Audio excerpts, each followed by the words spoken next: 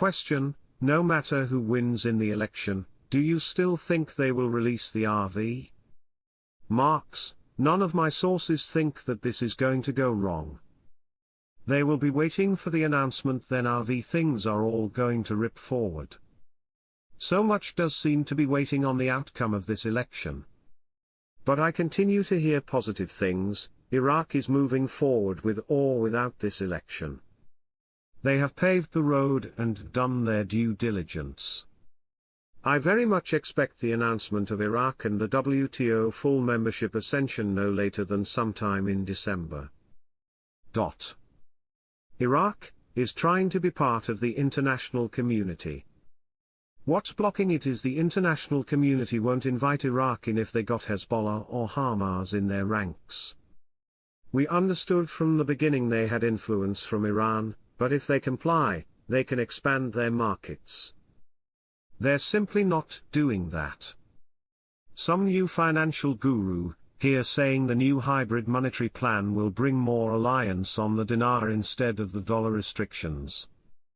Saying it will make the dinar a base currency, and a base currency is the main currency in a group of currencies that are traded in the international forex. He's saying they are going on forex soon.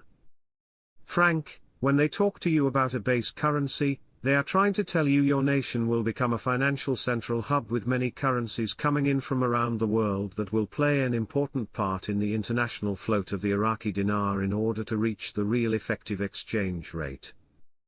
Forex is but one example of how they will do this. I can tell you with 100% assurance that things are moving. This is our week. One of the 7 big leaders of this movement told me this morning that it was happening this week, probably at least by Friday the 8th of November 2024. These new exchange centers were established because many Iraqi banks inside of Iraq were operating and acting outside of the CBI laws. So Sudani shut them, bad banks, down. Sudani all of a sudden started to reopen most, if not all, of his banks that he had shut down. Why? Because he controls the monetary reform. Sudani is the boss of the monetary reform with no interference from thievery, profiteering from political people like it always was. I am still hearing that things may kick off late on Tuesday or early on Wednesday on the RV front. They're not using the dinar today yet that we know of on the forex.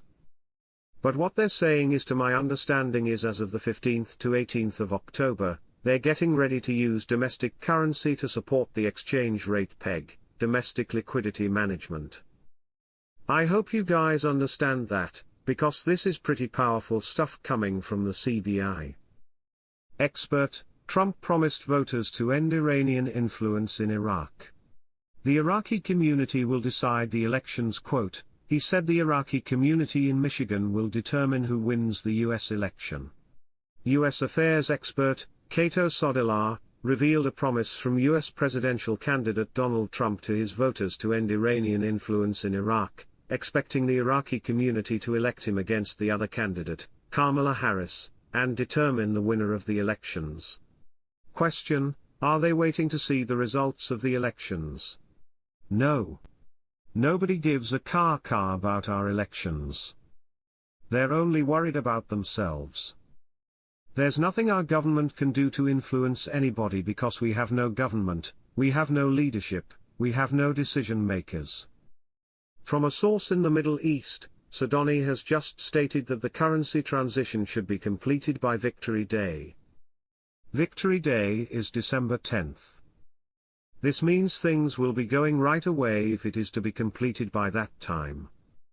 Shiite faction: Iraqi government will not allow Iran to use its territory to target Israel. Quote, the Iraqi government will not allow Iran to use Iraqi territory as a launching pad for any attack targeting Israel, according to the American newspaper, The Wall Street Journal. The Iranian plan for responding to Israel includes stronger warheads and other weapons, and that it may target Israeli military facilities more aggressively than the previous time. Member of the Parliamentary Security Committee, MP Yasser Iskander, acknowledged on Monday that the smuggling of oil derivatives has decreased by 80% in Iraq. Eskander said in an interview with Al Maluma, the security services are adopting a comprehensive strategy in the file of ending the smuggling of oil derivatives in the country through three main axes, the most prominent of which is controlling the movements of tankers on the land roads between the governorates, ending the file of the breeze roads, and tightening procedures at the checkpoints.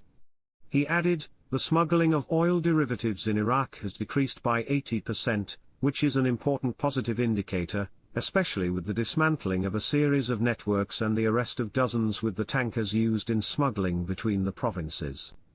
He pointed out that the smuggling process has become more difficult in light of the ongoing security pressure and coordination between the governorates, which has yielded positive results in the past